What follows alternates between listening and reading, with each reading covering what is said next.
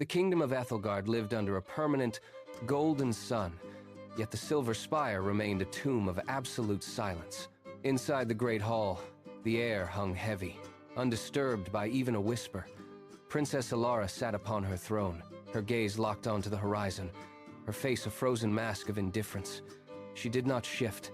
She did not breathe in rhythm with the court. She simply existed as a statue of cold stone. For 10 years, the king had maintained a single, desperate ritual. He sat at the edge of his seat, his knuckles white against the armrests, waiting for the one thing that would shatter the stillness. A royal decree echoed through the hall every morning. A chest of dragon glass jewels for any soul capable of drawing a single smile from the princess. The promise of wealth drew thousands, yet the result was always the same. The courtyard outside became a graveyard of ambition, littered with the remnants of failed performers. Inside, the king watched the door, his eyes darting toward his daughter, hoping for a twitch of a lip or a flicker of interest.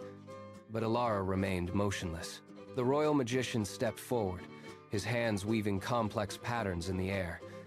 He chanted, his voice booming against the vaulted ceiling, promising a vision of pure wonder.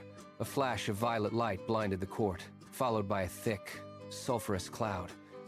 When the smoke cleared, the magician was gone. In his place sat a massive, pungent wheel of aged cheese. It wobbled on the marble floor, leaking brine. Elara did not blink. Next, the grand mimic took the center stage.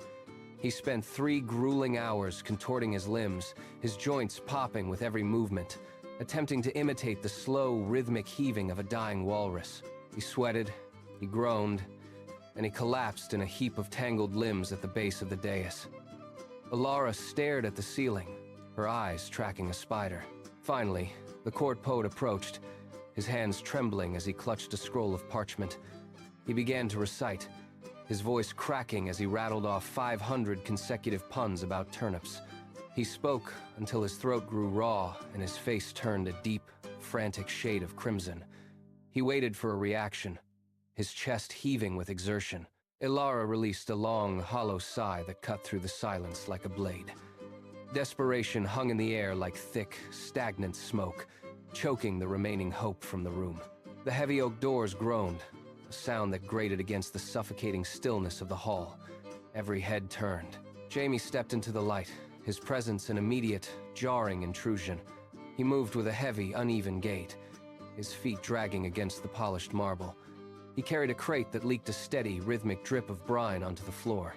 The smell of raw fish cut through the stale air of the throne room. Jamie paused, squinting against the brightness, his hands gripping the crate with white-knuckled intensity. He took one step, then another, but his oversized left boot caught the edge of a thick, ornate rug. The impact was sudden. His center of gravity vanished. Jamie lurched forward, his arms windmilling in a frantic, uncoordinated dance to regain his balance. The crate flew from his grip, spinning through the air and launching a dozen slippery, wriggling eels into the open space. The fish slapped against the floor, sliding in every direction. Jamie dived in a desperate, sprawling attempt to catch the crate before it hit the ground. He succeeded, but the friction of his momentum turned him into a human puck. Jamie slammed into the towering display of ceremonial armor with a thunderous, metallic crash. The steel structure buckled, collapsing in a heap of clattering plates and joints. A heavy metal gauntlet flew upward, arching through the air before landing squarely over Jamie's head, plunging him into darkness. Panicked, he spun in frantic, uncoordinated circles, his hands flailing to find purchase, his right hand connected with a wriggling eel that had escaped the crate.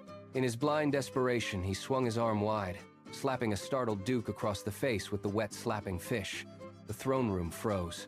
The king gripped his armrests, his knuckles turning white, his face swelling with a deep, pulsating purple rage. He raised a hand, fingers hovering over the signal for the guards. Then, a sound broke the suffocating tension. It began as a small, rhythmic puff of air from the dais, then a high-pitched wheeze. Then, like a dam finally breaking, Princess Elara erupted. It was not a polite titter, but a chaotic, tear-inducing roar of genuine, unfiltered joy. She pointed a trembling finger at Jamie, who was still wrestling the metal gauntlet off his face. He hit the Duke with a fish!" she gasped. doubling over until her crown slid sideways. The king watched in stunned silence as his daughter collapsed into fits of laughter. Jaime finally yanked the gauntlet free, his face a bright, frantic red. He braced for the dungeon, waiting for the guards to seize him. Instead, he looked up to see the princess, no longer a statue, but a girl glowing with life. The king did not reach for the dragon glass jewels. At Elara's insistence, he granted Jaime a permanent position as the royal companion. Elara realized that the world was filled with people trying too hard to be clever, but it only had one, Jaime, a boy who was perfectly, wonderfully himself, even when covered in fish. From that day forward, the Silver Spire was no longer known for its silence. It became famous for the sound of two friends, one royal and one clumsy, laughing together at the beautiful, messy chaos of life. The tomb of silence was gone, replaced by the rhythm of genuine, shared joy.